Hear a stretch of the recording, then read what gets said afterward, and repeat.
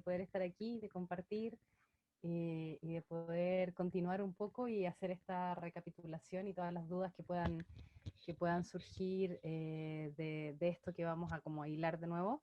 Eh, Así que me gustaría empezar por darle las gracias a Dios por permitir que todo esto ocurra.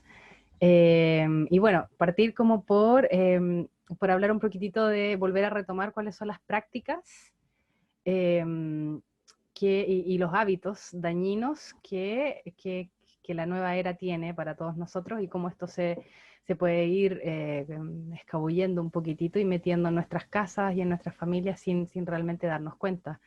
Eh, es muy loco realmente cómo estos símbolos y estos objetos terminan en nuestros hogares sin tener ni idea. O sea, ahora que me he podido mover también y venir a visitar a mi familia, me he paseado por todas las casas de mis familiares y existen en todas partes y no se sabe, porque uno recibe muchas cosas también como regalos sin tener idea de qué es lo que significa. Entonces, por ejemplo, acá en Chile está muy de moda y muy común, no sé si allá también, lo que vendría a ser como este ojo turco, ¿no? Que es como un ojo azul con una línea blanca y luego como un puntito negro en el medio que se pone en las puertas, seguramente como dicen ahí, como protección, ¿no? Entonces de repente llega de regalo y uno dice, ay, qué lindo, y uno lo cuelga nomás. Entonces muchos de esos objetos hay que uno no tiene idea que pueden ser como estos aeropuertos, ¿no? Como estos pequeños portales por donde más que entrar y salir, se quedan estancados en estos objetos que tienen relación con algunas veces con otras religiones o con otro tipo de espiritualidad. Por lo tanto, se quedan estancados en estos lugares y desde ahí actúan sobre la gente que vive en el hogar. Entonces, por ejemplo, podemos para partir por los objetos, podría ser el ojo de Horus, este ojo que es el ojo turco, todos los budas, las otras deidades que vienen típicos como en pequeños monitos, como el elefante que habíamos hablado el otro día, también todo lo que son los mandalas, todo lo que son los atrapasueños, la simbología del Reiki, todos los caracteres sánscritos y que uno realmente no sepa lo que dicen, es importante no tenerlos, porque los mantras también están muy de moda, entonces de repente se ponen unos caracteres en sánscrito que en realidad es un mantra, que es una adoración, o un cántico de invocación, que es incluso peor, como de llamada y bienvenida al mal espíritu, a los malos espíritus en realidad, a los ángeles caídos. Entonces con eso hay que tener mucho cuidado. Si uno no sabe lo que dice un carácter en particular, no tenerlo. Eh, y bueno, dentro de todos estos objetos y estas cosas también tenemos como las imágenes de las cartas del tarot, todo lo que venga a ser como por ejemplo los nudos celtas, incluso las simbologías de los, eh, de los pueblos aborígenes, originarios también.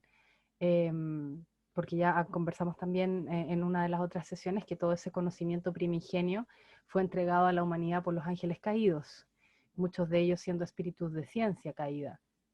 Entonces, claro que tener mucho resguardo con los rituales también o con todos los objetos que puedan venir de rituales, acá le decimos como rituales pachamámicos, ¿no? Como rituales muy aborígenes, que claro, tienen la mejor intención del mundo y pertenecen a una cultura en particular, por lo tanto es bien delicado el tema, pero sacado de ese contexto para las personas que conocemos a Jesús y que somos cristianos, nosotros estamos transgrediendo una ley y un mandato que se nos ha dado al tener esas cosas en casa. Entonces, todo lo que vengan a ser, por ejemplo, piedras que también se utilizan para el Reiki, que se utilizan para canalizaciones, como los cuarzos, las amatistas, los palos santos, los inciensos, que lo vimos la última vez también, todas esas cosas que se utilizan en ritos de alguna manera, todo eso tiene que ir fuera de la casita.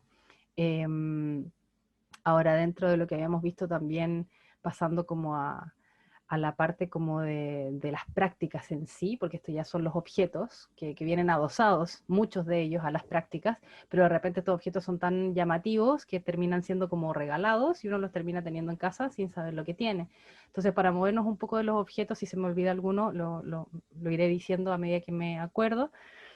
Em, por ejemplo, en ya las prácticas hemos hablado del yoga y lo pernicioso que puede llegar a ser, las puertas que abre, debido a que son adoraciones a deidades hindúes. Bueno, también el tema del Reiki que abre muchas puertas, las terapias alternativas que dijimos la última vez de que había que discernir entre cuáles sí, cuáles no, y una manera bien práctica y fácil de hacerlo tenía que ver con si el terapeuta tenía que estar iniciado energéticamente, que en realidad es espiritualmente. Si el terapeuta tenía que estar iniciado espiritualmente para hacer la terapia, ya era un poco grave. Y todo lo que fuese muy rápido, ¿verdad? Como que actúa muy rápido. Y también lo que te da como conocimiento muy, muy explícito sin tú necesitar mayor información, como lo que hablábamos la última vez de las constelaciones familiares. Todo ese tipo de terapias son muy riesgosas. Ahora, las terapias que uno puede como optar sin mayores problemas son todas las que han sido con prueba y error, ¿verdad? O sea, como por ejemplo la fitoterapia, la quiropraxia, la técnica Alexander, que son cosas que en realidad están relacionadas con el cuerpo, y todas las terapias que están relacionadas con la relación, valga la redundancia, entre lo que vendría a ser la emoción y los órganos, y la mente y el cuerpo. Cómo yo me puedo hacer consciente de mi propio cuerpo a través de la concentración y a través del saber, bueno, me está doliendo este órgano y este órgano está conectado con tal emoción, eso está súper bien. Eh, Son las otras las que vienen a ser más complicadas, las imposiciones de manos, los imanes, los glóbulos homeopáticos, las flores de Bach. Y también hablamos la última vez de que los aceites esenciales estaban súper bien, pero que había que siempre saber quién era el proveedor, ¿no? Porque hay mucha gente que consagra los aceites con las mejores intenciones del mundo, pero los consagra al espíritu del agua, al espíritu de la tierra, y todas estas ya consagraciones vienen a ser más peligrosas porque involucran espíritu. Entonces ya sabemos que esos son ángeles caídos que actúan a través de las personas y a través de los objetos y de las medicinas también. Eh, Ahora, todo lo demás que tiene que ver con lo que Dios llama abominaciones, que vendría a ser nosotros tratando de saber y adivinar nuestro futuro. En eso cae el horóscopo, el tarot, todo lo que tenga que ver con el ocultismo, todo lo que tenga que ver con prácticas de brujería, santería, todas esas cosas están total y absolutamente fuera, eh, porque abren puertas muy peligrosas, de hecho, incluso más peligrosas de lo que podrían ser las otras que hemos discutido hasta ahora. Las puertas que se abren con el espiritismo, con el curanderismo, son puertas súper peligrosas porque las trabajan ángeles caídos de alta jerarquía. Entonces el nivel de daño que pueden llegar a provocar en una familia, en una persona, es súper potente. Puede arruinar muchas vidas, la verdad, y dejar amarradas cosas que después cuesta muchísimo desamarrar. Eh, a ver, ¿qué más? Los símbolos también es importante. Por ejemplo, es muy común ahora y muy de moda el signo del Om, que es este como 3, que tiene como una guatita abajo como una media luna encima y un punto. Está súper de moda porque, claro, va de la mano con el yoga, pero el Om es una oración de invocación a una deidad que vendría a ser como del todo. Entonces, es la antítesis total del Padre Nuestro. Entonces, con eso hay que tener mucho ojo, porque hay muchas cosas que vienen con ese símbolo, como estuches de lápices, carteras, y uno piensa que es como un dibujito nomás, y resulta que no lo es. Entonces hay que tener ojo con los símbolos, saber, tratar de ver un poquitito cuáles son aquellos que están como más ligados con otras religiones y con otra espiritualidad. Con eso tener harto ojo. También habría que hablar un poco como de Halloween, porque tiene mucha simbología, y además tiene connotaciones muy contrarias a lo que uno dejaría que un niño hiciera en la normalidad, que es lo primero que llama la atención. O sea, como ni siquiera metiéndonos en el tema espiritual de lo que involucra Halloween, solo hablando de la parte más concreta, como más mundana, por así decirlo. Es una fiesta que nos pide que nuestros niños hagan cosas que en la normalidad se les dice que no hagan. Primero, como estar despiertos a una hora ya en la noche. Segundo, estar despiertos, vestidos y salir. ni siquiera vamos a hablar de los disfraces, ni cómo salen disfrazados, sino que salir a la calle cuando ya está oscuro, a tocarle el timbre a casas de desconocidos, porque ya uno conoce como las 2, 3, 4 primeros, a lo mejor vecinos, pero no como extendido, porque en Halloween se sale con los niños a caminar bastante, y se toca el timbre de gente que uno no conoce y se reciben cosas para comer, que los niños se comen.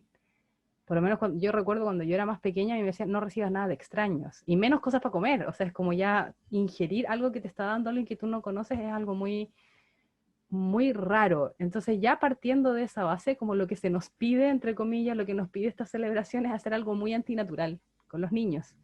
Entonces, a esa hora los niños están durmiendo, no tienen por qué estar caminando en la calle, menos yendo a visitar casas de gente que no conoce y menos comiéndose la comida que le entreguen, como, y dulces todavía, como.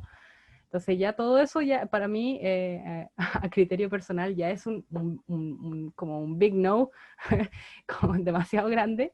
Eh, y ya las connotaciones espirituales de la celebración son bastante, bastante perjudiciales. O sea, tenemos que tener los ojos bien abiertos porque en Halloween, o sea, yo me imagino que este Halloween que acaba de pasar no ha ocurrido mucho porque todas las iglesias o la gran mayoría de las iglesias del mundo han estado cerradas, pero en Halloween se hacen la mayor cantidad de ritos satánicos. Entonces, en Halloween es una de las festividades en donde lo que ocurre básicamente es que durante todo el año la mayor cantidad de satánicos han tratado de ingresar a las iglesias y hacer como que comulgan para poder robarse las hostias consagradas y usarlas esa noche en sus misas. Entonces hay toda una celebración con la muerte. Los disfraces de los niños, todo lo que evoca es una adoración a la muerte. Y en realidad nosotros sabemos que la muerte ingresó al mundo por el primer pecado, ¿no? El pecado original. Entonces, eso es lo que se celebra, básicamente, como que haya entrado la muerte al mundo. Entonces, es completamente anticristiano. Por eso es que existe una celebración que se llama Holy Wings, como las alitas sagradas, ¿no? Que lo que trata de hacer es todo lo contrario, o sea, es una celebración que se hace durante el día, los niños se visten como angelitos, como santos, eh, y se hace cerca de una parroquia. Y tiene toda una connotación completamente contraria, que tiene que ver como con el camino de la santidad y cuál es ese camino y cómo se llega allá, y las cosas son lindas. Entonces, al final cuando uno trata, porque la idea no es como descontextualizar a los niños, porque un niño siempre va a seguir siendo un niño, entonces no va a entender por qué él no está participando y todos los otros niños sí. Pero si tú le das esta opción de participar en otra celebración, que es exactamente lo mismo, pero más lindo, al final los otros niños a los que los papás le compran estos disfraces feos, terminan diciendo, oye, pero ¿por qué no me vestiste de angelito? Como, porque yo quería ser un angelito, no una bruja, como, porque termina llamando mucho más la atención. O sea, si siempre ponemos el amor versus el odio o cualquier otra manifestación no tan positiva, un niño que es mucho más perceptivo en la realidad que un humano, o sea, no que un humano, sino que un adulto, lo va a poder percibir y lo percibe fácilmente. Es mucho más fácil para un niño percibir lo sagrado, lo divino, de lo que no lo es. Nosotros estamos bastante más contaminados, entonces se nos hace más difícil. A un niño no se le hace difícil, entonces si se le presenta esa opción, tengan por seguro que esa va a ser la opción que va a querer tomar.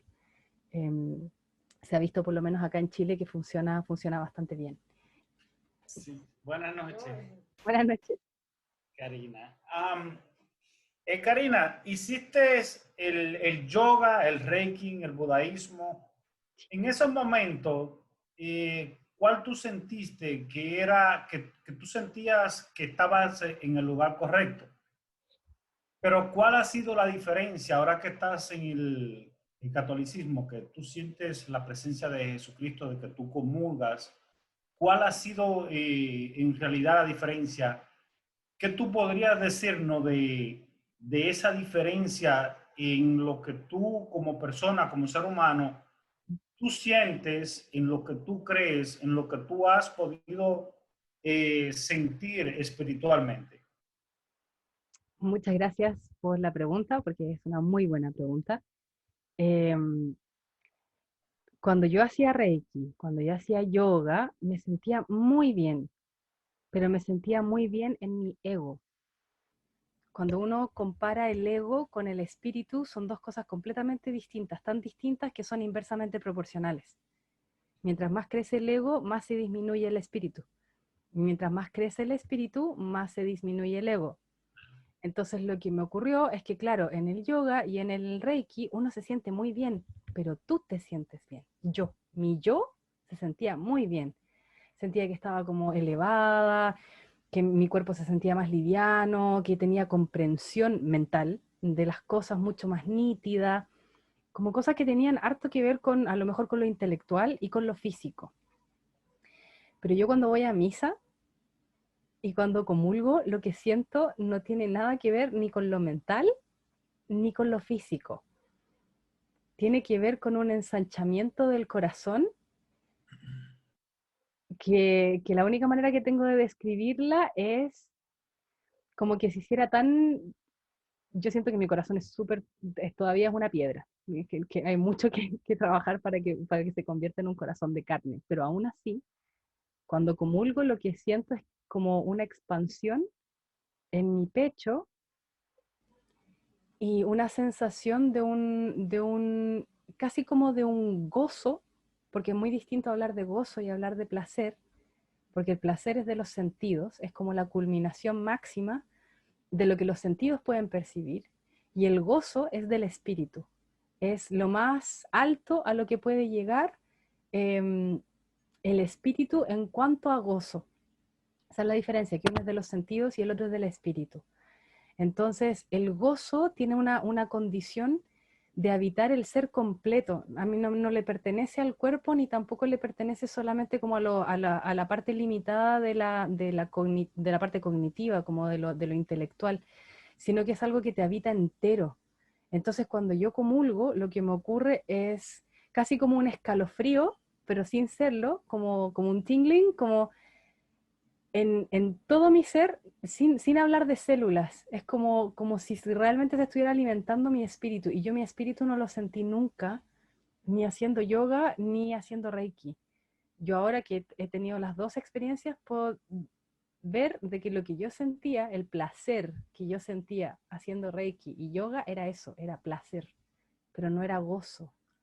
El gozo le pertenece al espíritu y es algo que no se puede, es muy difícil describir con palabras. Es como una sensación de quietud, de paz, pero a la vez de una alegría calma, porque normalmente las cosas que tienen que ver con el ego, cuando están linkeadas con prácticas, lo que ocurre es que no es una alegría, no es una alegría tranquila, es una euforia. Es euforia lo que tú sientes. Sientes como que estás, aquí en Chile le decimos arriba de la pelota, como que estás así a lo máximo de lo máximo, pero es eufórico. Lo que tiene que ver con el gozo del espíritu es una tranquilidad, una paz, como si es que se podría acabar el mundo en ese mismo segundo y no te importa. Porque la paz que tienes no está relacionada con lo que pasa afuera. Y eso te ocupa entero. No es solamente como en una parte mental o solo física, sino que tú sientes que es la totalidad de tu ser la que está en ese lugar de una alegría muy tranquila, que no llega nunca a ser una euforia y no baja nunca a ser una depresión tampoco, pero es muy calma y muy tranquila, algo que a lo mejor años atrás yo habría considerado como aburrido, porque para mí siempre la alegría fue una euforia, ¿te fijas? Porque eran los altos y bajos, pero nunca esta cosa así como siempre tranquila, como casi como un valle, y esa es la diferencia que hay. Yo vi varios videos tuyos de YouTube y vi que en unos videos está bien, como bien delgada, como que tenía esa lucha como interna, como fue lo que pude percibir. Sí. Entonces te vi como tan delgada, como deshidratada, como con tanto sufrimiento, como con una lucha interna. Y yo dije, bueno, le voy a hacer la pregunta a ver. Y lo que los videos dicen es que hacen como unos 2 meses que lo subieron. No sé si será que hace 2 meses tú estabas en esa condición o estaba pasando por ese momento. Pero como nos dijiste que no hace tanto tiempo que tuviste el trance que tuviste y todo esto, lo que da, el cambio de tu vida. Sí. Sí, hace 2 meses estaba en unas condiciones muy espirituales, muy feliz, pero físicas muy mal, porque tuve que hacer un ayuno. Se me llamó a hacer un ayuno muy complejo. Fue un ayuno de agua solamente y fue un ayuno de 24 días. Y yo ya soy muy delgadita, siempre he sido muy delgadita. 24 días sin comer, yo terminé como la gente que salía de Auschwitz, así tal cual. Entonces fue muy duro, fue muy duro. Sí, eso fue, en el video de hecho que hice después de ese, hago una advertencia con respecto a ese tipo de ayunos, porque es un ayuno solo de agua. Al principio se suponía que tenía que ser 40 días, pero Dios intervino en el momento en que yo ya llevaba 3 días sin sentir un dolor en particular que tenía en la pierna derecha, que se me había revelado en oración de que era el veneno que me quedaba todavía de Satanás, y que eso no me lo iba a poder sacar si no era haciendo un ayuno porque se había alojado en la carne. Entonces yo tenía que hacer un ayuno de solo agua para poder sacarlo. Cuando yo empecé pensé que iban a ser 40 días y Dios intervino bien fuerte en el día número 22 y para que yo terminara el ayuno porque ya estaba, ya se había ido este dolor horrible que tenía en la pierna derecha y que no sabía por qué. Entonces, claro, fue un ayuno, hago la advertencia también porque es un ayuno que se debe hacer solo si te lo está pidiendo Dios o si uno siente, incluso con un director espiritual, ver si es eso lo que realmente se está pidiendo, porque es un ayuno muy complejo. No es que el ayuno sea complejo, sino que es la vuelta del ayuno lo que lo hace complejo, porque un ayuno de tantos días sin comer lo que se provoca a nivel médico hablando es un síndrome que se llama el síndrome de realimentación, que significa que como el cuerpo se ha comido absolutamente todo lo que tiene para promover la acción, como el buen funcionamiento del cerebro, que es lo primordial, ya no queda ningún mecanismo porque se cierra el estómago. Entonces no queda ningún mecanismo que pueda digerir la comida que tú comes. Por eso que hay gente que, por ejemplo, que vivió en la calle o los niños de Somalia pasó mucho al principio, que después de mucho tiempo de comer llega alguien y les da un plato de comida y se lo comen y después se mueren. ¿Y se mueren por qué? Porque les viene como un shock sistémico, que al final es un paro cardíaco en realidad, se mueren de un ataque al corazón, porque uno come y tú no tienes los mecanismos ni las enzimas para degradar lo que comes, entonces se produce un cambio tan radical en la homeostasis del cuerpo que el cuerpo no tiene cómo compensarlo. Y empiezan a fallar todos los órganos y uno se muere. Entonces hay que hacerlo sabiendo muy bien cómo hacerlo, cómo volver del ayuno, porque nadie se va a morir por 24 días sin comer, incluso 40 días sin comer, tampoco te van a matar. Pero los casos así como de muerte de inanición empiezan a los 60 días, 60, 65 días. Incluso hay gente que dura mucho más, pero 40 días y 24 días menos, pero el problema es, claro, es volver de un ayuno así, porque la vuelta uno tiene que ser muy metódico en que lo primero que necesita el cuerpo son vitaminas, porque el cuerpo no las produce. Todas las demás, las proteínas, los lípidos, todo eso lo guarda, por lo tanto el cuerpo tiene reservas de eso, pero de vitaminas no tiene.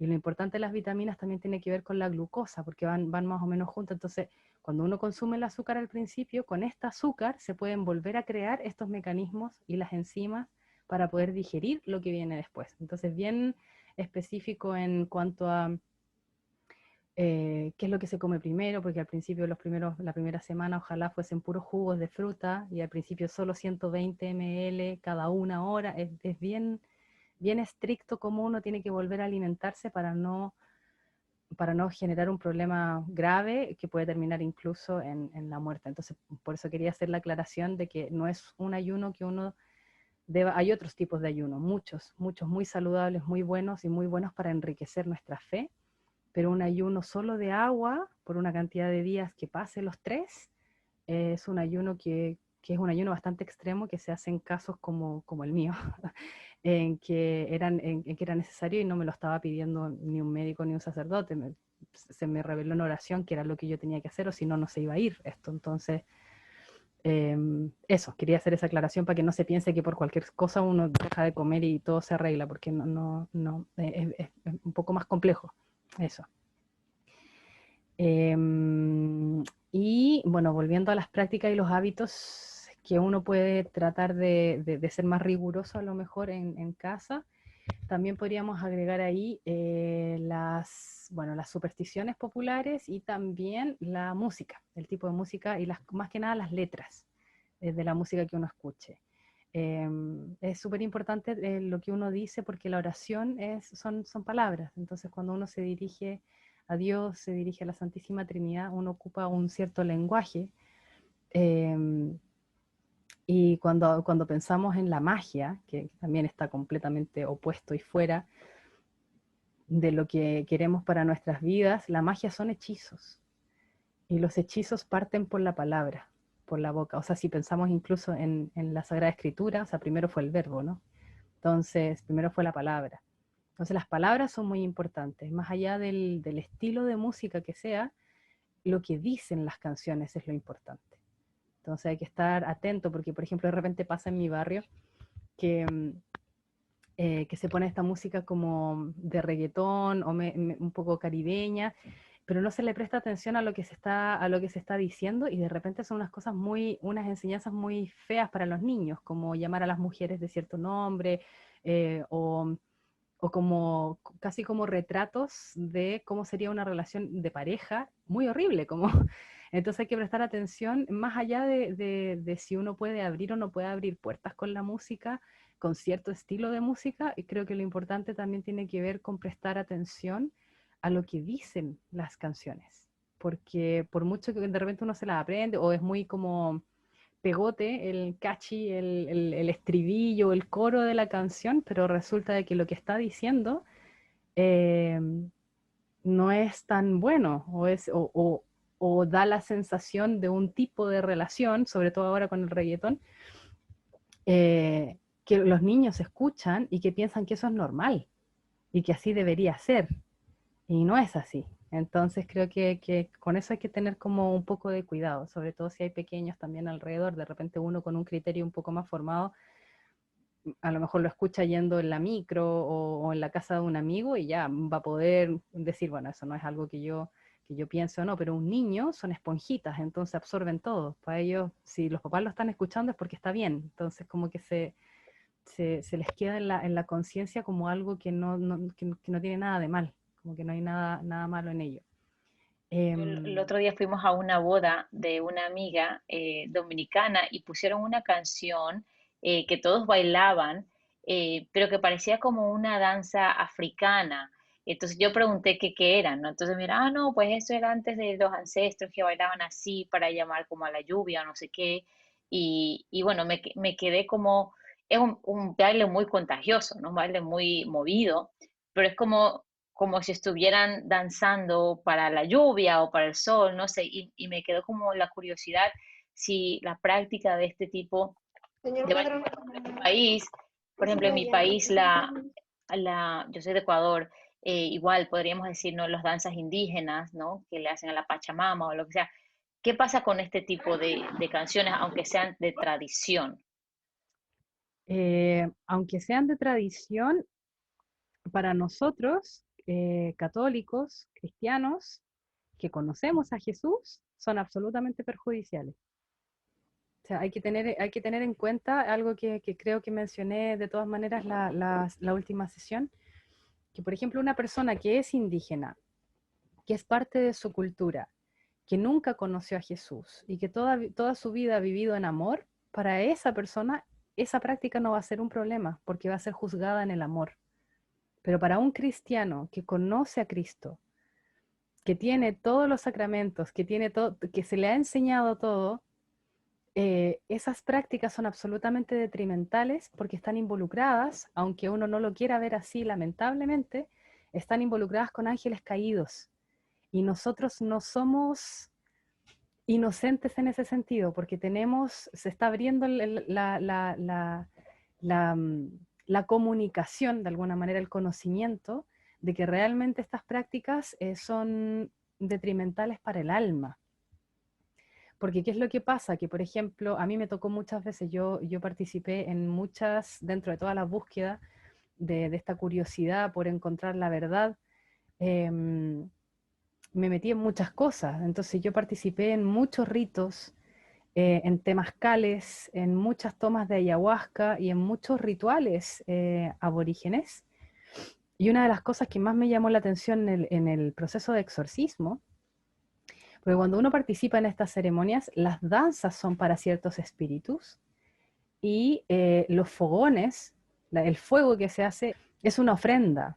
Se hacen ofrendas al fuego, que es un espíritu, al espíritu del fuego, ofrendas al espíritu del agua, ofrendas, son ofrendas, todo lo que uno va entregando son ofrendas, y las danzas también son la ofrenda casi máxima que uno puede dar. Em, y los cantos son todos cantos que van precisamente al espíritu del agua. Yo recuerdo los cantos de los temazcales, o sea, eran todos a la Pachamama, al espíritu del fuego, al espíritu del agua, al espíritu del aire. ¿Y por qué soy tan, por qué recalco tanto estos espíritus en particular? Porque yo en el primer exorcismo no escuché nada, o sea, yo estuve consciente de todo, no podía controlar mi cuerpo, eh, pero cuando comenzó, en el minuto en que el exorcista llega, se arrodilla y comienza a hacer el rezo, la oración, comienza con el exorcismo, a mí se me taparon los oídos. Entonces yo no sabía lo que él estaba diciendo, porque se me taparon completamente, pero mi cuerpo sí sabía lo que él estaba diciendo. O sea, el demonio que yo tenía dentro, los demonios que tenía dentro, sí sabían lo que él estaba diciendo, porque reaccionaron de una manera horrorosa. Y al segundo exorcismo no se me taparon los oídos. Entonces lo que el sacerdote dice al principio y al final de cada exorcismo es, en este momento yo le pido, no sé, o sea, lo estoy parafraseando, no es exacto, pero esto es lo que recuerdo, básicamente es de que los nombra a los cuatro. Dice, cualquier espíritu, para empezar nombra a los cuatro, dice, a cualquier espíritu del aire, del fuego, de la tierra, del agua, y cualquier espíritu de la naturaleza que esté aquí, yo lo ato y lo mando a los pies de la cruz de Jesucristo a ser juzgados en este minuto. Y lo hace al principio y al final. Y esos son los espíritus que se invocan en todas las ceremonias tradicionales, en todas las ceremonias nativas, en todas las ceremonias indígenas, porque no son elementos, son ángeles caídos que rigen esos elementos. Entonces hay que tener mucho, mucho cuidado, porque puede que para un indígena no sea perjudicial, que lo es, de todas maneras lo es para su alma, por supuesto, pero me refiero a que no es perjudicial en el tema del juicio. Dios no lo va a juzgar como nos va a juzgar a nosotros, porque a ellos se les va a juzgar en el amor. A nosotros no, porque nosotros tenemos todo el conocimiento y todas las herramientas para hacerlo bien. Entonces nuestro juicio es muy distinto. Tengo una pregunta, Karina. Conozco unos amigos que se han entrado de lleno a algo que los afroamericanos hacían, ¿no? Y ancestros, hablan mucho sobre los ancestros y hacen unos rituales, así como dice, como de bailes y cosas así. Y me preocupa mucho porque hay una comunidad muy grande de afroamericanos que siguen esto. Y para mí es como revivir algo que pasó muchísimos años, a donde mezclan y distorsionan un poco la idea de otras personas al pensar de que están rescatando o salvando a la esclavitud que hubo antes de los afroamericanos. Sí. Y es un círculo bien fuerte y espantoso, e incluso hasta difícil hablar con esa persona porque están, como dijiste una vez en la primera ocasión, de no forzarlos mucho a que entiendan cosas de Dios, porque es que para ellos están completamente seguros de lo que están haciendo está bien. Pero esa era mi pregunta, ¿de dónde vienen todas estas cosas y si están involucradas? ¿Se le llama nueva era a eso también? No, eso no cae dentro de lo que es la nueva era. En realidad cae dentro de lo que es lo primigenio. Jesús nos vino a dar a nosotros, bueno, y antes Dios con el pueblo de Israel, les vino a dar la ruta, cómo salir de todas esas cosas, cómo salir de la idolatría, cómo salir de todo eso. Y los pueblos primigenios, o sea, los aborígenes, no tienen ese conocimiento. Entonces hay que hacer la diferenciación entre siempre ver y entender de que todos los que practicamos y la gente que lo hace, por ejemplo, estos mismos grupos de danza, no lo hacen sabiendo lo que están haciendo. No son conscientes de que lo que hacen es adorar ángeles caídos. Si no, no lo harían. O sea, es súper claro que si un demonio se muestra como demonio tal cual como es, y no así como un ángel de luz, porque pueden hacerlo, nadie se acercaría a nada de esto, pero ese es el truco, que sí son ángeles, sí, nunca han dejado de ser ángeles, solo que son caídos. Por lo tanto, tienen una manera de seducir que hace que la gente piense que lo que están haciendo está bien, y además de que se tiene el conocimiento verdadero, ¿no? Porque uno siente que es así, uno siente que tiene un propósito, uno siente que lo que está haciendo está bien y además te da regalos. Entonces uno puede estar haciendo cosas, estar muy mal físicamente, por ejemplo, con una enfermedad, y hace algún rito, alguna cosa y funciona. Por supuesto que funciona. Si el demonio quiere que tú te quedes con él, que no vayas a Dios, entonces va a hacer que funcione.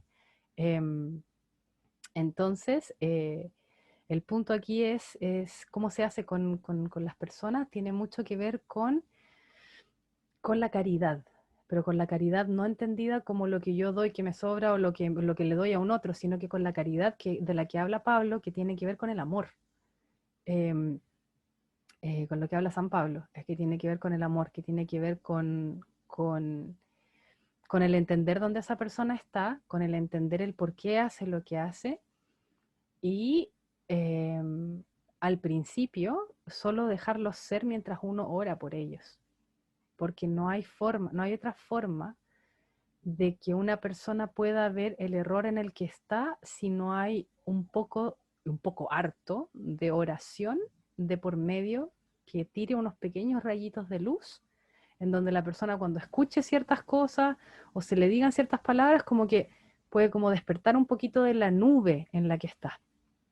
Porque el problema es que estas prácticas, sobre todo las danzas en particular, yo no estoy diciendo que las danzas, o sea, que bailar esté mal, es todo lo contrario, pero danzas en ritos en particular, o como con conexión a espíritus en particular, son muy potentes en el cuerpo. Entonces lo que ocurre es que se genera una resistencia muy grande a ver dónde está Dios y se dan vuelta las cosas. La gente empieza a ver a la divinidad en donde está el demonio y se empieza a sentir atraído hacia esas cosas. Entonces es muy difícil mantener una conversación objetiva con una persona que está en ese nivel de velo. Entonces lo único que puede sacar el velo es oración constante por esa persona, ofrecer la comunión en la misa por esa persona o por ese grupo de personas, y también hacer ayunos por esa persona, miércoles o viernes, o miércoles y viernes, un ayuno de pan y agua por esas personas. Y también pensar de que no es fácil, o sea, en el sentido de que si se va a hacer algo así, si uno realmente quiere ayudar de esa manera, uno se tiene que proteger. O sea, antes de hacer una oración, o antes de ofrecer un ayuno, o antes de lo que se quiera hacer en cuanto a oración, pues estamos hablando del mundo espiritual, y el mundo espiritual es una guerra, es una guerra. Entonces, si yo me voy a meter a la guerra, yo tengo que ir con mi armadura, porque si no voy con armadura, no me va a ir bien. Entonces, ¿a qué me refiero con armadura? A todo lo que conversamos también en una sesión anterior, de que son las maneras de estar protegido para esta guerra, ¿no? Para esta batalla espiritual en la que estamos todos involucrados, lo sepamos o no, mejor estar con armadura, que vendría a ser estar en gracia de Dios, por lo tanto, confesión regular, tener un cuadernito de confesión en el minuto en que yo transgredo algún mandamiento, o incluso cosas que uno puede pensar que son muy mínimas, pero imagínense esto, cuando Jesús nos dice, al que le diga imbécil a su hermano, ya está entrando en juicio. ¿Por qué? Porque estamos hablando del segundo mandamiento, que vendría a ser el amor al prójimo. Entonces, incluso cuando yo hago un gesto tan pequeño como que voy, no sé, pues en mi auto conduciendo y alguien se me cruza y a mí se me sale una palabrota, o le grito algo a la otra persona, así como, oye, que no viste el camino, bla, ya está. Entonces, bueno tener un cuadernito, ¿por qué? Porque cuando uno se pone riguroso con esto, no es un pecado el que yo voy a ir a confesar, son 20. Entonces hay que ir anotándolo porque el enemigo es muy hábil en hacer que se nos olviden nuestras transgresiones, porque a él no le conviene que nosotros estemos en gracia, porque cuando estamos en gracia realmente somos la luz del mundo y ayudamos a que los demás estén en esa luz también. Entonces, a él le conviene que nosotros no vayamos nunca a confesión y que si vamos a confesión ojalá se nos olvide la mitad de las cosas que tenemos que decir. Entonces, hay que ser un poco más riguroso con la confesión en el sentido de que cuando uno se pone a leer la vida de los santos y uno nota cómo se sienten ellos con ellos mismos y lo regular de sus confesiones, o sea, si pensamos Juan Pablo II se confesaba 2 veces al día, ¿ya? Y estamos hablando del Papa. Entonces, hay que ser riguroso con la confesión. Eso nos mantiene en estado de gracia y nos mantiene en buenas condiciones para ser lo que somos intercesores. Nosotros aquí tenemos la tarea de poder orar por los demás, pero para poder orar por los demás tenemos que estar bien nosotros. ¿Por qué? Porque uno tiene que estar con su armadura bien, porque si yo me voy a meter a orar por un grupo de personas, como lo que me estabas mencionando tú, a mí se me van a venir cosas encima. ¿Por qué? Porque el enemigo, o sea, es que esto es una luz. O sea, cuando tú estás en el mundo espiritual, cuando estás realmente, el mundo espiritual se ve en luz y sombra. Por lo tanto, todo lo que está en sombra, cuando aparece una luz, un rayo de luz que llega, tú estás expuesto inmediatamente. Saben quién eres, dónde estás y lo que estás haciendo. Por lo tanto, todos esos espíritus que están protegiendo, entre comillas, o que tienen agarrados y amarradas a estas personas, te van a ver la luz que les está llegando. Y van a querer que esa luz no esté llegando. Por lo tanto, cuando yo digo atacar, no me estoy refiriendo a que te van a llegar a hacer cosas a la casa, sino que te va a dar sueño, se te va a olvidar orar. Son cosas muy sutiles, no son así como pensando de que nos van a venir a hacer algo físico a la casa, sino que se va a empezar a meter contigo el enemigo en las debilidades. Bueno, a ti te da sueño después de comer, y justo después de comer tú rezas el rosario, entonces ahí se va a meter para que te quedes dormido y no termines la oración. En ese tipo de ataques me refiero. Para que esos ataques no sean algo que le resulte al enemigo, verdaderamente yo no puedo hacer lo que quiere hacer, en este caso, interceder por un otro o por un grupo de personas, por ejemplo, el grupo de la gente que apoya el aborto. Si yo me quiero meter con ese grupo de gente, yo tengo que estar bien preparado. Por lo tanto, yo tengo que hacer mi oración de protección antes de orar por los otros y estar en gracia de Dios para que si alguno de esos espíritus me ve a mí o ve la luz que está llegando a través de mi oración, lo que sea que quiera llegar a mi lado no me llegue. Porque la idea es que nosotros seamos... Es lo que dices. Eso es grande lo que dices porque cuántas veces yo creo que incluso durante Cuaresma muchos queremos hacer ayuno por cualquier cosa, ¿verdad? Pero prepararnos de esa forma que nos estás diciendo es distinto, cambia todo. De decir, si vas a ofrecer ayuno, bueno, estás preparada, te has confesado, antes de ir a esa procesión de aborto o hacer un vía crucis o algo así, vas preparada porque lo que vas a ver también es o lo que te puede atacar. A la que a este grupo de personas con lo que mencioné, creo que lo que hice fue más alejarme porque no me daba mucho miedo pensar lo que estaba sucediendo y de que de verdad ya no los reconocía, de que ya no sabía quién eran. Sí, hace poco se casaron por la iglesia, recibieron comulgaron y todo. Y decía, ¿y en qué momento sucedió esto? Pero sí me alejé y lo que dices es muy bueno orar, pero ya veo que me tengo que preparar mucho. Porque sí, lo que a ellos, yo sé lo que a ellos les rodea es nada bueno, tiene que venir del demonio, ¿no? Sí. Lo otro es que al demonio y a los demonios en general no hay que tenerles temor. Son ellos los que nos temen a nosotros. Nosotros, después de comulgar, arrancan. Nosotros somos leones rugientes. Cuando venimos recién de recibir la comunión, nos tienen pavor. A nosotros nos tienen pánico. Así, pero real. Entonces lo que hacen es tratar de asustarnos para que nosotros sintamos miedo. Y ellos se alimentan de ese miedo. Y a través de ese miedo se hacen más fuertes y pueden actuar. Entonces cuando yo digo que nos tenemos que preparar, no es para que nos dé miedo rezar por los otros.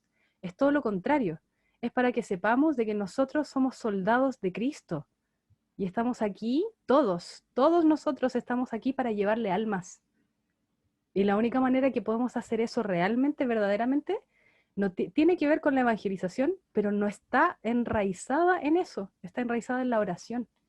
yo puedo estar en mi casa sin moverme a ninguna parte, que es lo que le pasó a Sor Faustina. Sor Faustina, Jesús, él en un minuto Jesús le dijo, tú salvas más almas orando aquí en el claustro que lo que podrían hacer 100 misioneros por ti afuera. Entonces nosotros no necesitamos, cada uno está en su vida, Dios nos ha puesto a cada uno en sus labores y en las cosas que tenemos que hacer, pero nosotros tenemos un arma inconmensurable, que es la oración, y un regalo tremendo, que es el rosario.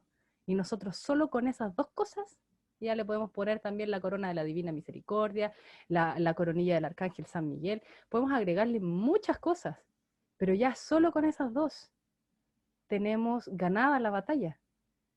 El punto es que no tenemos la costumbre de hacerlo, no nos hemos hecho el hábito de hacerlo y de hacerlo en gracia de Dios, o sea, de preocuparnos de estar en gracia, de confesar nuestros pecados. No les puedo recalcar lo suficiente, lo importante que es la confesión, porque la confesión regular nos devuelve la luz al alma, y es esa luz la que es realmente nuestra protección y nuestra arma. Entonces, tomarse como de realmente en serio que nuestro bautismo, lo que nosotros hemos hecho al ser bautizados y al ser confirmados en nuestra fe, y para todos los que hayan vuelto a hacer los votos bautismales, eso es un enlistamiento en el ejército de Jesucristo. Nosotros somos la milicia terrenal. Y esa es nuestra, acá en Chile decimos pega, pero ese es nuestro trabajo. Nuestro trabajo es ser soldados de Cristo. ¿Y cuál es nuestra arma letal, así nuclear? La oración. Nosotros podemos hacer maravillas si nos tomamos en serio la oración. A Sandra, que tenía una pregunta desde hace un rato. Hola, Karina, ¿cómo estás? Hola. Buenas noches, hermano. Yo lo que quiero es hacer, ¿sabes qué fue lo que le pasó exactamente a mi hija? Porque nosotros habíamos visitado una casa de un señor que practicaba brujería. Aunque él dijera que no, él lo hacía. Entonces la niña mía tenía 1 año y esa noche ya no me... Bueno, ella, antes de eso, mi prima vive abajo. Aquí los apartamentos son que tú caminas en el piso y se escucha abajo como el ruido. Entonces mi prima me decía a mí que qué era lo que hacían mis niños de madrugada, despiertos. Y yo, no, Susana, ellos a esa hora están durmiendo. Entonces ella me decía, yo oigo gritos y a veces oigo pasos y tiran como algo, como que cae en el piso. Y yo le dije a ella que no, que yo la acostaba temprano, porque los dos más grandes tenían que ir a la escuela. Pero la que más me gritaba de madrugada era la que tenía 1 año, que hacía guay, guay, y ella me tiraba unos gritos como si le hubieran dado un pellico o si lo pinchaban. Entonces ya el ruido del boom y de los pasos, ya eso me estaba preocupando, porque Susana me decía a mí que ya lo escuchaba. Y yo decidí a Toys R Us, una tienda, compré un intercom que se escuchaba de mi cuarto al cuarto de los niños, todos esos ruidos, que en verdad yo llegué a escucharlo. Y yo decía, cuando iba al cuarto yo estaba durmiendo. Y yo oraba y rezaba. Y la niña me hace eso constantemente, esos gritos y esa cosa como si estuviera haciendo algo. Y entonces yo empecé a escuchar esos ruidos, le dije, ¿verdad, Susana? Yo lo oigo. Y el boom también, pero en verdad no sé de qué es. Y una noche yo me quedé durmiendo en el cuarto de ellos. Y oré mucho y recé. Y ya cuando me estaba quedando dormida, yo sentí que abrieron la puerta del cuarto. Yo cerré los ojos porque me dio como una tembladera y un poco de miedo, pero empecé a orar, cerré los ojos. Yo sentí una sombra negra que iba como hacia mí, pero yo no abrí los ojos. Y oraba y rezaba, y eso se me puso como detrás de mí, y yo mientras más oraba, sentí como una flojera, y como que eso se fue. Y yo me desperté y vine aquí a ver si mi esposo era que había entrado al cuarto y nada. Y después de eso fue un sábado en la noche, me dio hasta mucha pena, que después mi hija dejó de gritar, porque la persona se murió como un lunes, y ella dejó de hacer eso. Y después ella no lo volvió a hacer más. ¿Qué tú crees que había pasado ahí? Bueno, a mí me da la sensación de que pueden ser dos cosas. Una es, no recuerdo bien si lo hablamos la vez anterior, pero tiene que ver con las almas errantes. que hay distintos tipos de almas que quedan de alguna manera.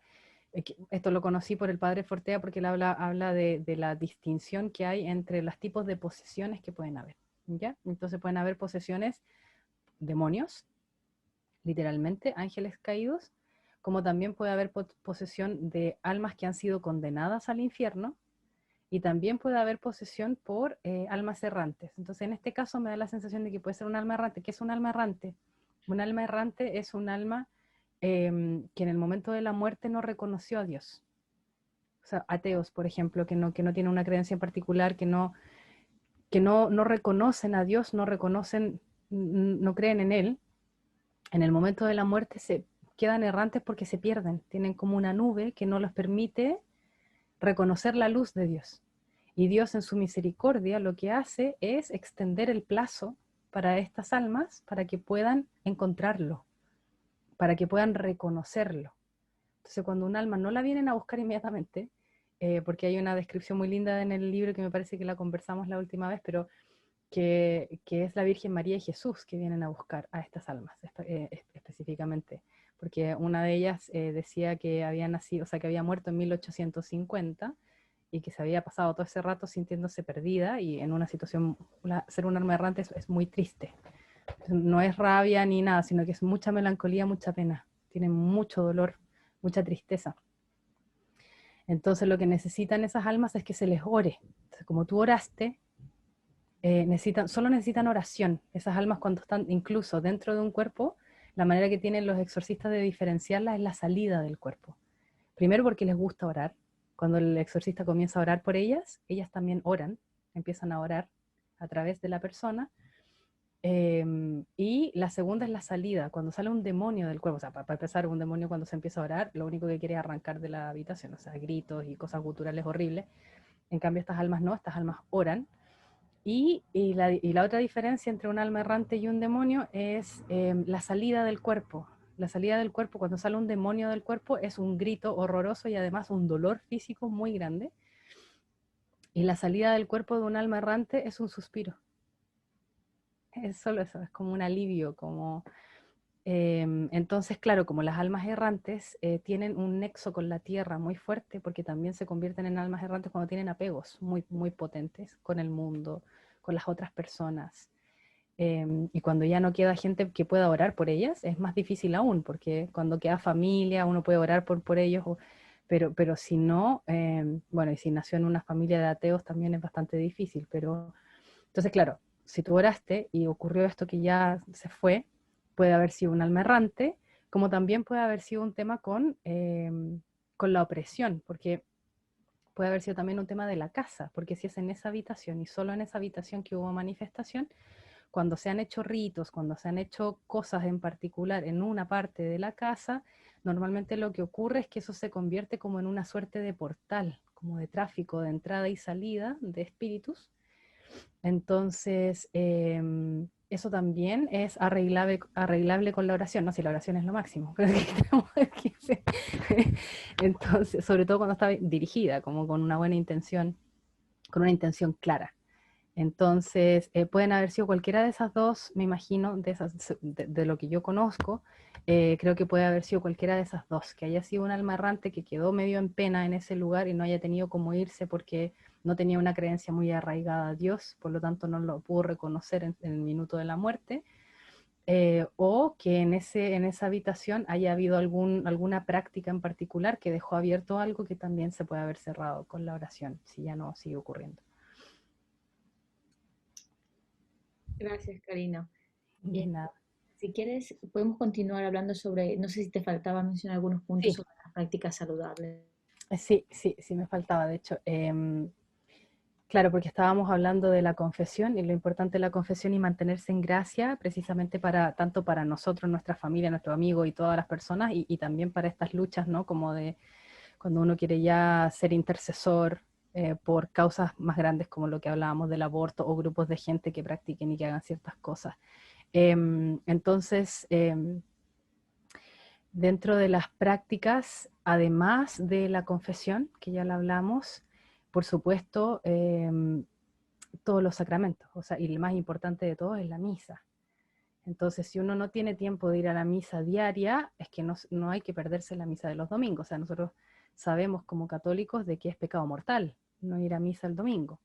Entonces, si no se puede en la semana, por último solo el día domingo, pero recibir nuestra comunión y asegurarnos de haber mantenido nuestro cuadernito para que lleguemos a misa lo suficientemente antes como para poder confesarnos con el sacerdote y recibir a Cristo confesados.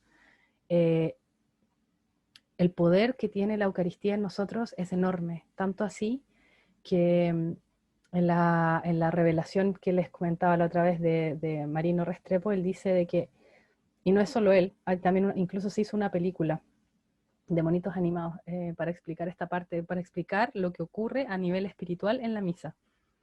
Entonces, si nosotros realmente supiésemos y viésemos con nuestros ojos así físicos lo que está ocurriendo en la misa, entraríamos de rodillas. Y no nos pararíamos en ningún minuto de la misa. Porque está toda la corte celestial completa. Están todos allí. Y cuando el sacerdote lee el Evangelio, es Jesús el que está hablando ahí mismo, a través del sacerdote. Entonces, a mí se me llegan a parar los pelos cuando no, es impresionante. Entonces, cuando nosotros lo recibimos a Él, los ángeles se arrodillan ante nosotros porque lo tenemos en nuestro corazón. Es así de potente. Ellos no tienen ese regalo. O sea, tengo que pensar lo que es un ángel, lo que son los arcángeles, los serafines, los tronos. Ya, ellos no tienen el regalo que tenemos nosotros, que es que nosotros podemos comer el cuerpo de Cristo y beber su sangre. Entonces ellos en la misa, en el momento en que nosotros estamos comulgando, se arrodillan, no ante nosotros, se arrodillan ante Jesús sacramentado dentro nuestro.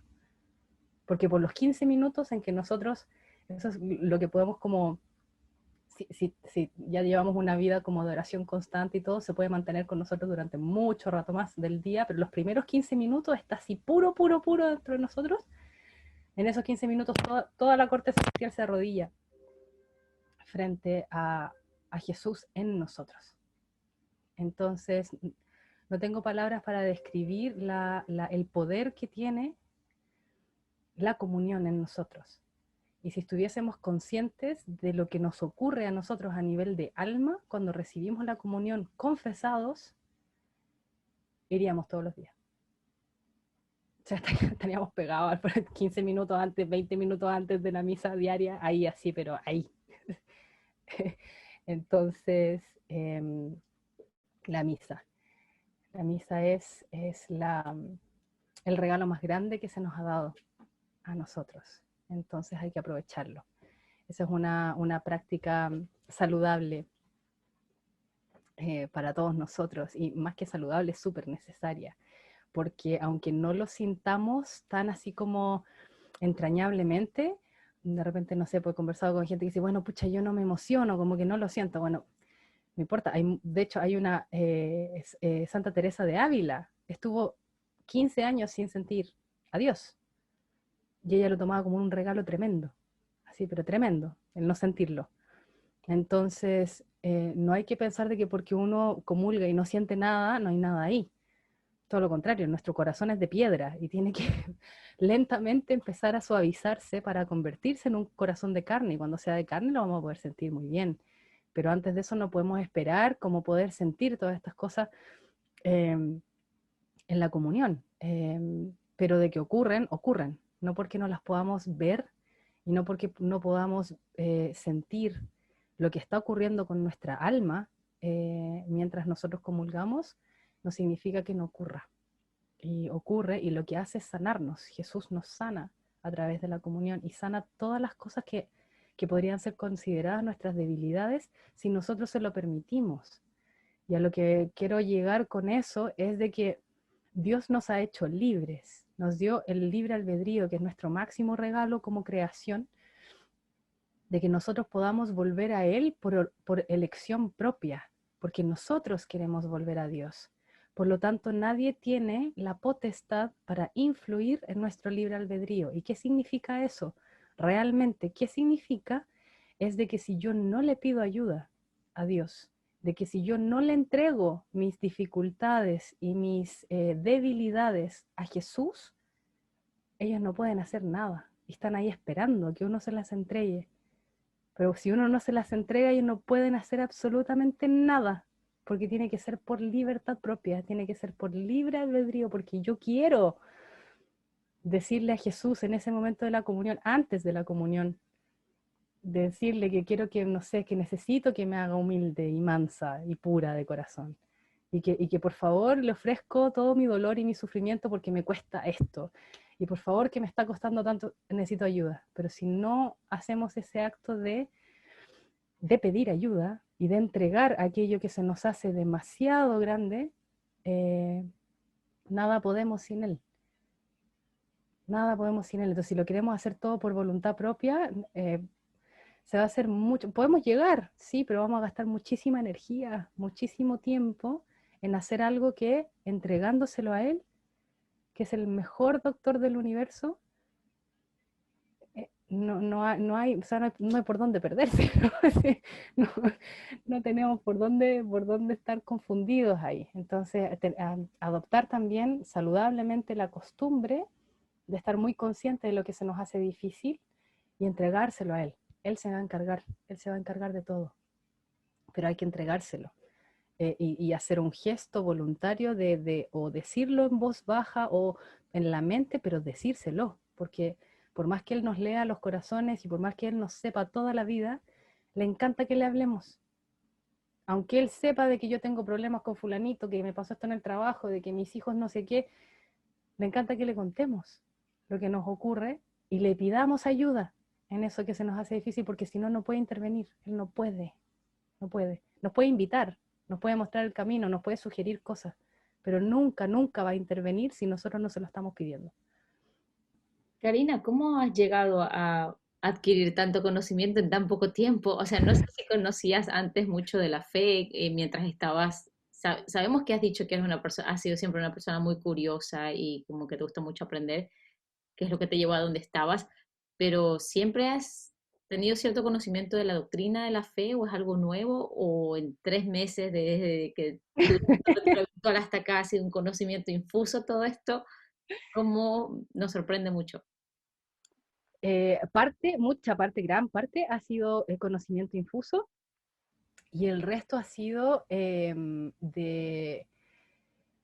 creo que una mezcla de ambas cosas, porque cuando Dios quiere que las cosas ocurran, ocurren. Entonces a mí se me han presentado, aparte de la curiosidad y de mis ganas de saber, y mientras me estaban ocurriendo todas estas cosas, porque fue un proceso de un poquitito más de un año, todo el tema de los exorcismos. Yo fui leyendo mucho y viendo muchos videos entre medio, y obviamente me puse a leer la Biblia. Entonces yo he leído el Nuevo Testamento varias veces ya, porque es cortito, si el Nuevo Testamento es muy cortito.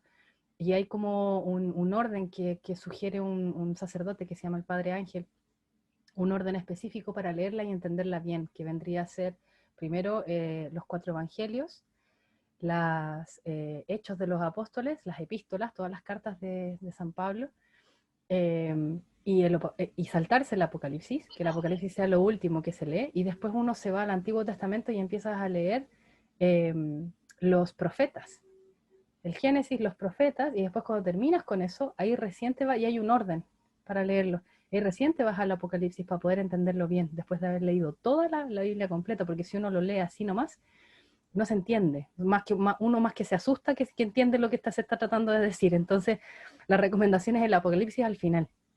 Entonces yo seguí un poco esa recomendación, pero me quedé muy, muy marcada con la lectura, pero con la lectura detenida. O sea, yo leía un capítulo, ahora estoy leyendo de a más, pero leía un capítulo del Nuevo Testamento por día de oración y me quedaba, hacía como un momento después, que era una media hora, de estar como orando y viendo lo que había ahí.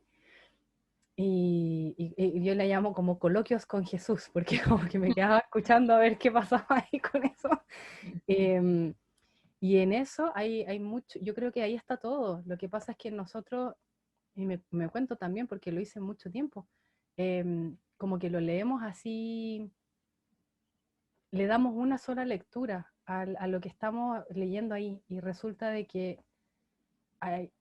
tiene muchas capas, es como una cebolla. Cuando Jesús habla es como una cebolla, es como que puede estar diciendo la capa exterior, pero resulta que hay 5 capas dentro de lo que él está hablando. Y hay muchas que son referenciales también al Antiguo Testamento. Entonces creo que es sumamente importante estudiar nuestra propia fe, porque yo no lo hice así como, y no he terminado, y no voy a terminar jamás, pero lo que me ha ocurrido es que se me han puesto en el camino cosas que han complementado mucho, historias que yo no es que cosas que yo no había visto, que las había leído, pero no las había visto realmente, porque una cosa es leerlo y la otra cosa es ver lo que está ahí. Y me ocurrió mucho de que por estar en el tema de los exorcismos y todo, ir buscando en YouTube cadenas de videos y cosas que me iban apareciendo. Por ejemplo, hay un sacerdote que tiene unas maneras de explicar, de hecho, lo que yo les acabo de explicar, lo del PowerPoint atrás, lo escuché de él, que es el padre, él es de Minnesota, está Sí. sí, en Duluth, y es un sacerdote muy joven, muy joven. Father Mike Schmidt. Sí, él. Sí. Entonces yo a él escuché, me lo topé en un minuto en los videos y escuché muchas de sus charlas y me pareció muy atingente y muy buenas las cosas que decía. Y después me topé con, bueno, por lo que me había pasado, también me encontré con los testimonios de Marino Restrepo y me fui encontrando con gente que había tenido experiencias y sacerdotes que hablan de temas en específico. Entonces, claro, además de la lectura de la Biblia, que yo creo que ahí está todo, me topé justamente con estas personas, estos sacerdotes, que explicaban partes de la Biblia de manera muy detallada. Entonces, yo me ponía a hacer mis cosas, por ejemplo, en la casa. O sea, me acuerdo que los primeros meses de todo este proceso, yo dejé de escuchar música. O sea, yo no escuchaba música, yo ponía estos videos en el audio fuerte y hacía las cosas que tenía que hacer en la casa mientras estaba escuchando a estos sacerdotes, como hablando de muchas cosas. Entonces creo que es súper bueno aprovechar la tecnología que tenemos, porque de repente uno le puede llamar la atención un tema o quiere saber un poco más sobre X cosa y lo pones en YouTube y lo encuentras. Entonces creo que es una gran herramienta. Entonces ha sido una mezcla de las 3 cosas. O sea, ha sido conocimiento infuso, curiosidad y ganas de aprender, y además Dios poniéndome cosas en el camino o pequeños libros, que me llevan justo a otra cosa, como que he estado leyendo algunos libros de santos, pero también como bien dirigido, como que justamente leyendo un libro me aparece una información que me remite a otro santo y a otro libro. Entonces, si uno se pone realmente como a buscar y le pide a Dios que guíe lo que necesita saber, te va a ir poniendo las cosas así en el camino, uno tras otro. No te vas a dar ni cuenta cómo ya va a estar todo súper hiladito, porque él es el maestro, pues él, él sabe, solo él sabe cómo va poniendo las cosas, para que uno las vaya entendiendo y viendo, con respecto a la experiencia que uno ha tenido también, porque no todos tenemos como la misma, bueno, todos vamos hacia el mismo lado, pero no todos tenemos las mismas debilidades, ¿no? Entonces, no sé, para mí pueden ser, por ejemplo, los celos, para otra persona puede ser la envidia, para otra persona puede ser la ira, cada uno tendrá la suya. Entonces todo lo que a uno le va apareciendo tiene que ver con la historia personal también, como... Claro. Janet Castillo pregunta, ¿cómo controlar los pensamientos negativos? ¿Tienes algún consejo al respecto? Sí, los padres del desierto ocupaban una jaculatoria. ¿Y por qué? ¿Por qué la jaculatoria? Porque de repente la gente dice no, porque la jaculatoria resulta de que son oraciones repetitivas y Jesús nos dice de que no hay que orar repetitivamente. Ya, no, hay una cosa que es súper específica con respecto a, uno es la oración que uno tiene directamente con Dios, que puede ser todo el día, por supuesto que sí, pero es cuando uno como que abre su corazón y le cuenta lo que uno le está pasando y le pide ayuda con ciertas cosas que son más difíciles, etcétera, etcétera, y con la adoración y la alabanza. Y la otra es la defensa que nosotros tenemos contra los malos pensamientos como los pensamientos negativos, que en realidad no son nada más ni nada menos que mal espíritu tratando de influenciar, porque el mal espíritu la única manera que tiene de entrar en nosotros, o sea, no entrar como en posesión, sino que de influenciarnos es a través de nuestra mente, son nuestros pensamientos los que nos juegan malas pasadas. Entonces, cuando uno habla de pensamientos negativos, en realidad lo que uno está hablando es del mal espíritu, tratando de meter cosas ahí para que para robarte la paz del corazón, porque en realidad Jesús habita en la paz de nuestro corazón. Satanás lo que siempre quiere es robarnos la paz del corazón, que nosotros estemos inquietos, porque si estamos inquietos no podemos escuchar a Jesús, porque Jesús no tiene cómo comunicarse con nosotros si nosotros no tenemos el corazón en paz. Por eso una de las cosas más importantes es mantener la paz del corazón. Entonces, los padres del desierto ocupaban una jaculatoria, que todavía se ocupa muchísimo. ¿Y por qué jaculatoria? ¿Por qué repetitivo? Porque cuando tú mantienes un pensamiento y lo vas repitiendo, generas una coraza en la mente en donde no se te puede meter ningún otro pensamiento. Entonces la mejor manera de defenderse contra el enemigo es una jaculatoria y es muy simple, y aparte te da mucha tranquilidad y mucha paz repetirla, que es: Jesús, ten misericordia de mí, que soy una pecadora. En el caso de los hombres, Jesús, ten misericordia de mí, que soy un pecador.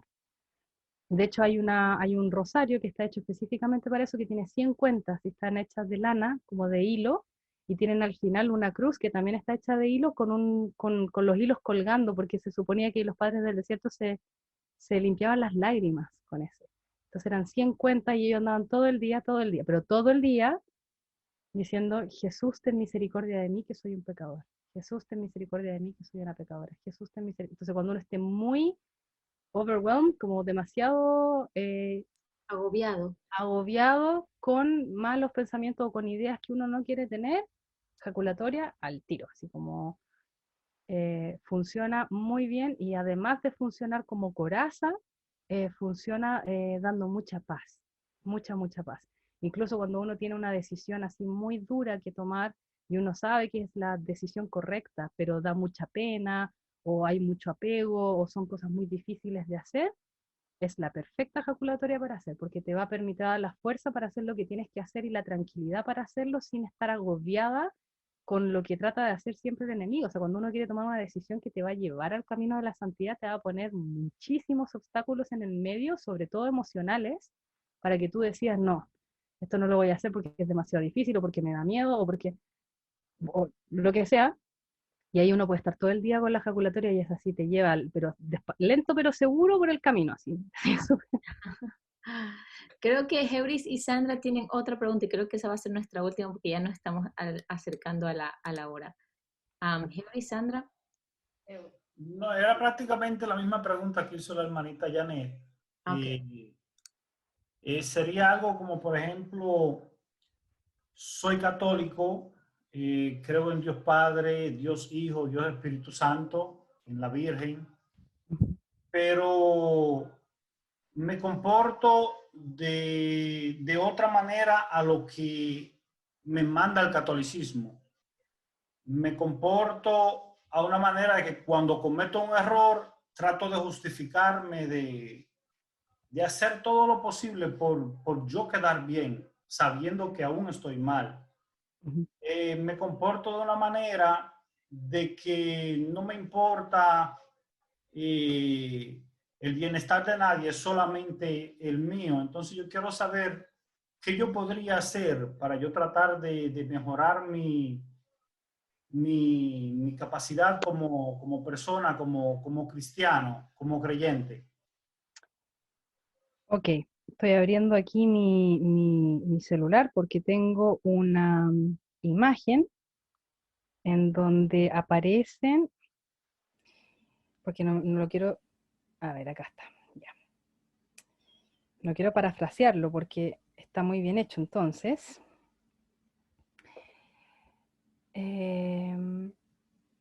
Ya, lo que pasa es que ahí están como los 7 pecados capitales y está los antídotos de los 7 pecados capitales. Entonces, cuando uno está muy centrado en uno, tiene que ver con la avaricia también, ¿no? Como que a mí me haga bien, no importa cómo estén los demás, yo, ya.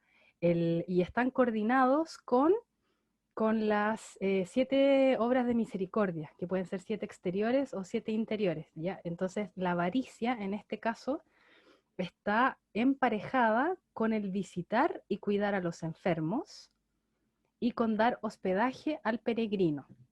Entonces, lo lindo que tienen este emparejamiento es de que, primero que nada, funciona, y segundo, tiene que ver con lo que ocurre con el corazón. Porque cuando te toca hacer completamente lo opuesto a lo que te manda, es un sacrificio. Entonces, al ser una mortificación, se abre y se expande y funciona de una manera muy rápida. Por ejemplo, para la envidia está enterrar a los muertos, que significa ayudar con todo el proceso de, ya sea juntar dinero para la gente que no tiene, cómo enterrar a sus muertos, pero relacionarse con la muerte. ¿Por qué? Porque te das cuenta que todo funciona a un nivel psicológico y espiritual tan potente, porque te das cuenta primero de que todo tiene un fin y de que en realidad no tiene como sentido estar queriendo lo que tiene el otro porque todo se acaba, como que funciona de una manera tan profunda, están como coordinados de una manera tan bella que se convierte realmente como en el antídoto de lo que te cuesta. Entonces, claro, yo veo la conexión entre la avaricia y el cuidar enfermos. ¿Por qué? Porque no te vas a dar ni cuenta en el minuto en el que se abre es esa como roca que uno tiene en el corazón que hace que uno se preocupe solo de uno, porque empiezas a ver al otro como un otro tú, que en realidad es un otro Jesús. Tenemos que llegar a ver al otro a todos como Jesús. Ahí está Jesús. Pero el principal, como para poder llegar a ese nivel de poder ver a cada otro como Jesús, primero tienes que ver a ese cada otro como tú. Entonces, cuando tú ves al otro y dices, chuta, ese podría ser yo, también algo que sirve es para poder ablandar un poco el corazón, es poner a los otros que tú amas en la posición de los otros que a ti no te importan. Entonces, por ejemplo, cuando yo, no sé, voy por la calle y me topo con alguien, con un señor, por ejemplo, de unos 60 años que está siendo muy desagradable conmigo, lo que sea, yo le pongo la cara de mi papá. Cuando hay un niño que está metiendo boche y que como que grita y me está molestando y me está generando como una reacción, yo le pongo la carita a mi hermanito. Y ya no es un cualquiera, ¿te fijas? Ya no es una persona que... Y después, ojalá la idea es, a cada una de esas personas tú le pones el rostro de Jesús, porque es Jesús el que está ahí. Porque es Él el que nos dice que todo lo que nosotros le hagamos a cualquiera de estos hermanos, se lo hacemos a Él.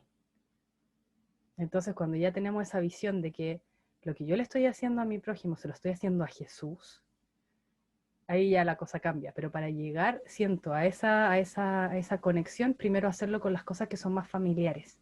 Entonces, le pongo el rostro de mi mamá a las personas que tengan su rango de edad y que sean mujer.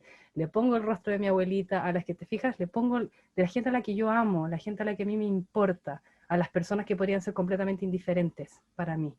Y eso a mí personalmente me ha ayudado mucho en mi relación de apertura con el prójimo, de verdad. Como con salirme de ese solo para mí, solo por mí y lo que a mí me importa y empezar a ver a los demás, relacionarlos con gente que a mí me importa mucho. Y ahí ya se empieza como a abrir un poco más. Claro, es como que te obliga a darle valor a la otra persona, ¿no? A darle el valor que tú tienes por tu propia familia. Antes de terminar, ¿puedes decirnos cómo, o volver a decir cómo podemos aconsejar a los jóvenes sobre estas prácticas, sobre cómo disuadirlos, persuadirlos de que se alejen de estas prácticas o no sé, tú dinos. Sí. Yo creo que más que tratar es que aquí hay una cosa súper importante y creo que lo mencionó recién él también con la pregunta dentro de la introducción, que era que en realidad, bueno, las palabras, el papel puede contener mucho, ¿verdad? O sea, el papel aguanta un montón. Entonces yo en papel le puedo estar hablando a una persona, en este caso un joven, sobre las bondades del cristianismo, sobre cómo Jesús es el camino, la verdad y la vida, y que con él vamos a tener una fiesta perpetua, y, o sea, puedo decirle muchas cosas, pero si yo no soy una persona alegre, que es lo que nos dice San Pablo siempre, así como, si yo no soy una persona alegre, si yo no vivo a Cristo, si yo no tengo a Jesús en mi corazón, si mi vida no es una vida que refleje el cristianismo, yo le puedo hablar maravillas a quien yo tenga al frente sobre lo hermoso que es ser católico, sobre lo hermoso que es ser cristiano, pero si yo no soy un ejemplo de eso, ninguna palabra que salga de mi boca va a tener absolutamente ningún efecto en la persona que yo tengo al frente. Lo más probable es que tenga todo lo contrario, porque si yo no soy un ejemplo de lo que estoy diciendo, esa persona va a dejar de creer de que el cristianismo es lo que yo digo. Porque así, o sea, ¿para qué me voy a hacer católico si voy a terminar así? O sea, diciendo A y haciendo B. O sea, no puede ser. Entonces, lo primero que tenemos que hacer para poder atraer las almas a Cristo es tener a Cristo. Es que Él sea lo más importante en nuestra vida de verdad. Y que si no lo es en este momento, por lo menos esté en camino a que lo sea. Y que si ninguno de nosotros es perfecto y nos vamos a caer siempre, pero que seamos honestos con nuestras caídas, que no nos convirtamos en hipócritas, en fariseos, que tenemos los ritos, que tenemos las cosas, pero realmente en el corazón, como decía él, somos como los sepulcros blanqueados, ¿no? Claro, o sea, tenemos todo por fuera súper bien, vamos a misa, hacemos lo que tenemos que hacer, pero como personas, no sé, pues nos gana una persona que no profesa ninguna religión, tiene más bondad que nosotros. Entonces es importante no caer, sobre todo al hablarle a los jóvenes, no caer en hacerlos sentir de que tenemos la verdad absoluta y hacerlos sentir de que ellos están equivocados. Lo que nosotros tenemos que hacer es escuchar. Porque si yo me siento con un joven a escuchar qué es lo que él piensa primero, antes de decirle, no, porque lo que tú crees está mal, porque el demonio no sé qué, porque si lo escucho, voy a saber cómo hablarle.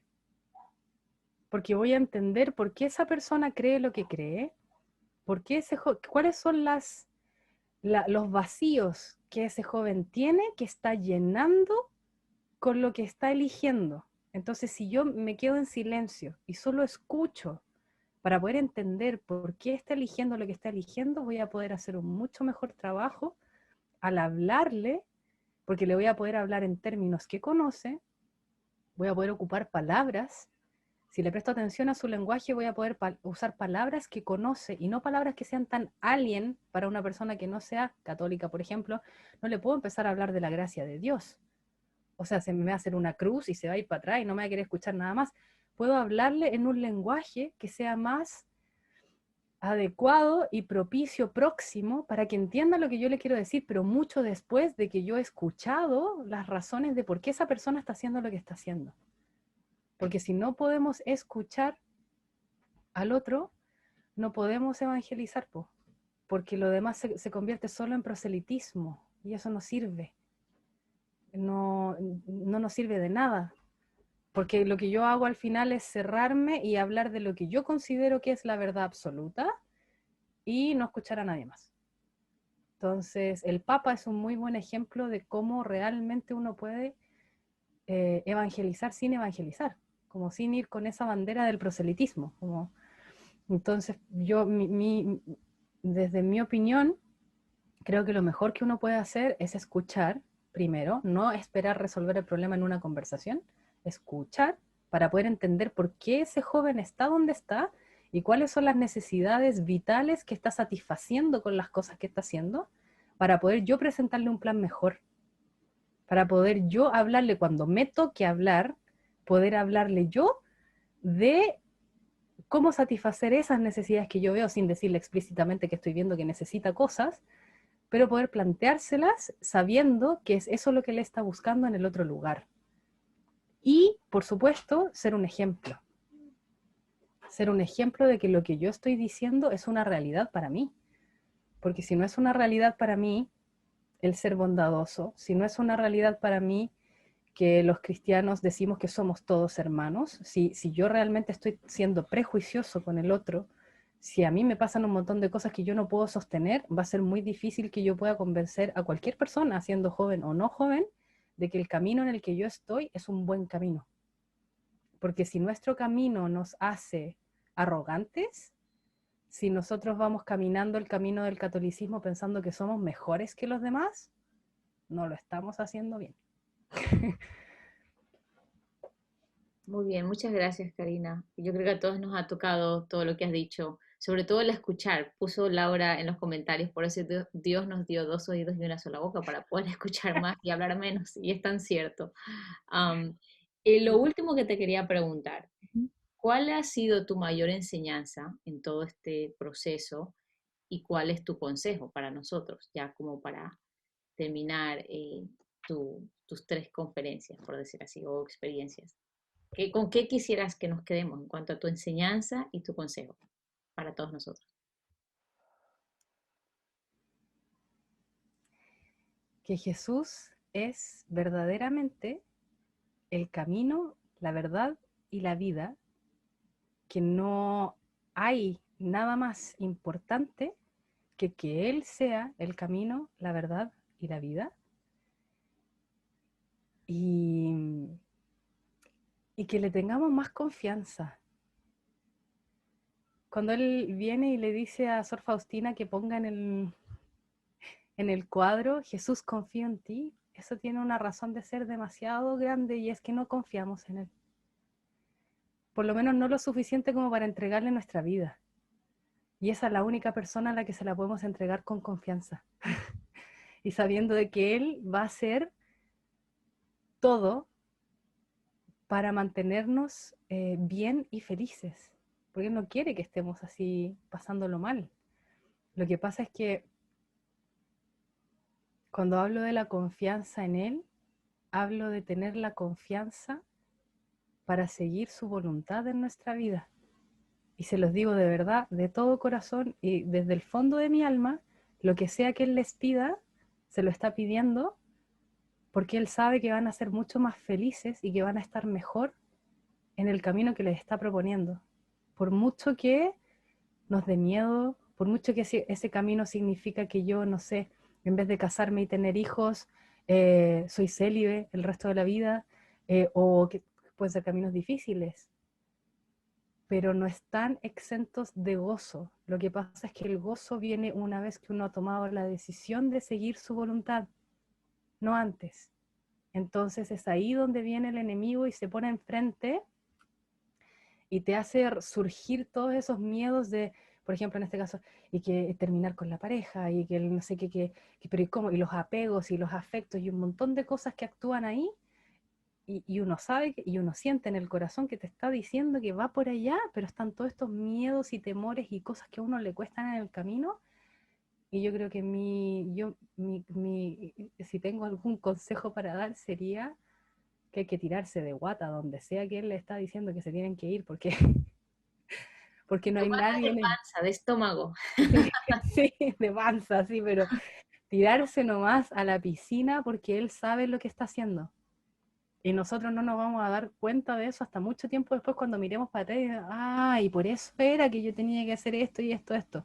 Va a hacer sentido y va a haber un gozo y una alegría plena y de verdad, pero hay que estar dispuesto a soltar lo conocido y hay que estar dispuesto a confiar en Él, a realmente profesar la fe de corazón y de alma, y que si Él me está tendiendo la mano, yo puedo estar segura y confiada que si se la doy, no puedo estar en mejor compañía. Y lo que sea que Él me esté pidiendo es porque es lo mejor y lo necesario para mi alma y para que yo llegue al lado del Padre, porque nadie llega al Padre si no es por Él. Y si Él me está tendiendo la mano es porque yo con Él puedo llegar. Y si tengo que dejar todo lo que tenga que dejar alrededor, hay que dejarlo porque Él sabe por qué hace las cosas. Y eso es confiar en Él. Por eso es el Jesús en ti confío, porque no hay nadie más en el que podamos poner nuestra confianza. Incluso en la Sagrada Escritura Él nos lo dice textualmente, no confíes, no deposites tu confianza en las criaturas. Confía solo en mí. Ni en la mamá, ni en el papá. No, no es para decir que no haya que confiar en los familiares, pero se entiende, ¿no? Como solo en él. Wow, bueno, pues muchísimas gracias. No sé si has podido ver al chat, hay muchas personas agradeciéndote y muy contentas de haberte tenido estas 3 sesiones.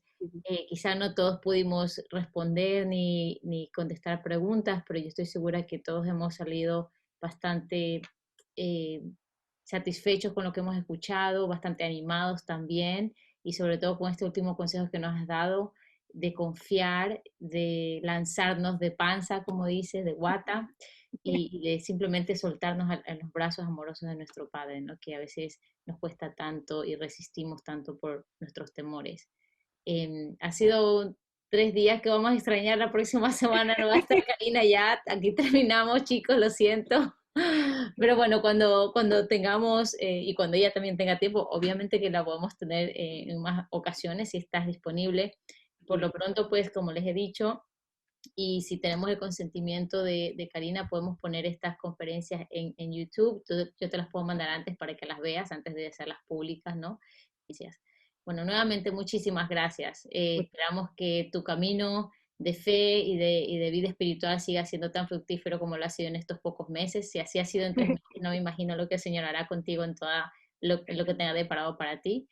Y siempre bienvenida a Nueva York. Cuando se acabe la pandemia puedes venir a visitarnos y darnos una charla también. Si vamos a Chile nos comunicamos contigo también. Y ha sido un placer tenerte estos 3 días. Te vamos a estar bien la próxima semana. ¿Dónde está Karina? Yo también.